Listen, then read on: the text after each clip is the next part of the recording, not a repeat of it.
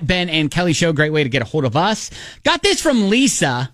She says, hey, Ben and Kelly, got an issue. Need a little help with. I'm engaged to marry a wonderful man later this year. My dilemma is this. I'm not comfortable in his home, which I'm going to have to move into later this year. He's divorced, and the home that he owns is where he shared with his ex-wife and other past relationships. Okay. We've agreed to do an addition of a new main suite on the home, which will require a sizable loan that I'm willing to co-sign on. But I worry that even having a space that will be just ours, I'm still never going to feel like this is completely my home. So how can I stop feeling like this house is just a revolving door of my soon-to-be husband's ex-lovers? Oh, gosh.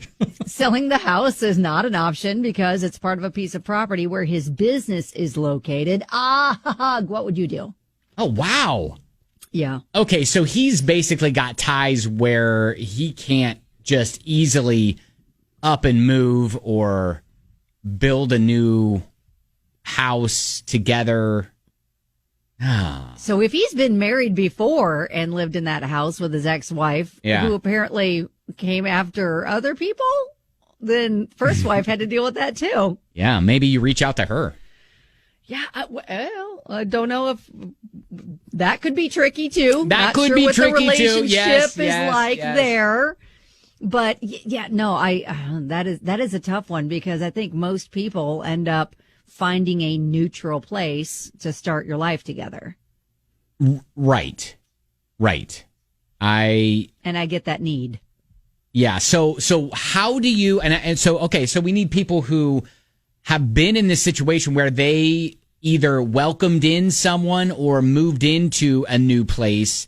How do you make it feel like yours and like wipe the stank of the other, those hussies that came before you? You know what you can do is, and Heather says, do some other remodeling, painting, new furniture, redoing the kitchen, make it your own across the board.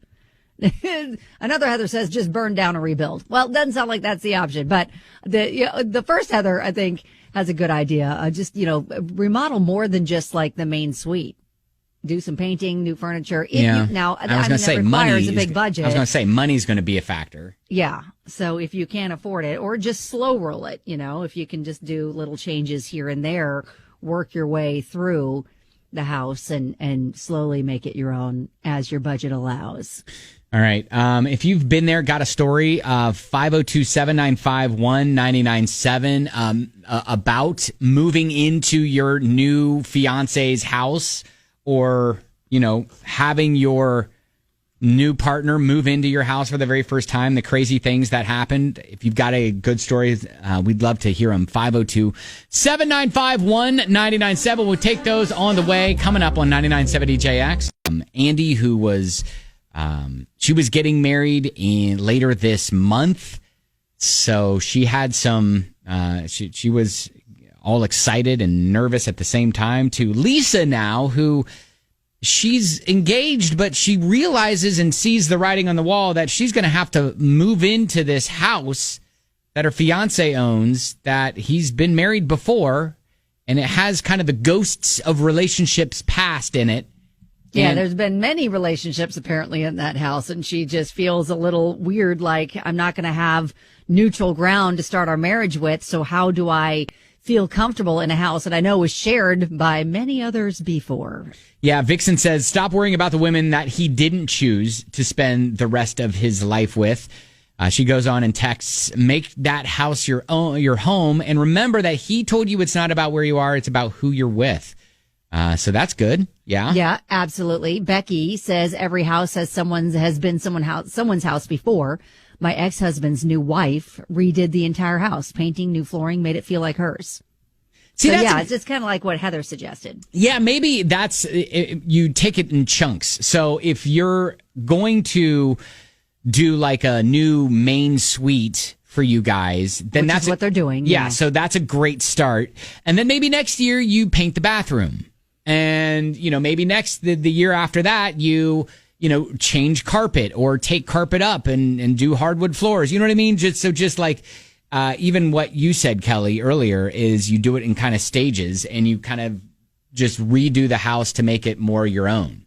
Yeah, and I understood, the easy answer is we'll just move, go find a place that's neutral that you guys can both start fresh in, but that's not an option because it's tied to a business he owns. So he can't just easily up and move, which is why apparently he stayed there for every relationship he's had.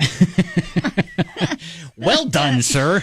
Okay. Well Which done. then I start to think, well, let's analyze this even further. Is there a reason why so many relationships failed before? Like, do we need to just get a fresh start so this one has the chance to go the distance? Is the job getting in the way of the relationship because it's so so close in proximity? I mean, we could really do a deep are dive into we many psychoanalyzing things. now him? I feel like we could and we should, but she didn't ask for that.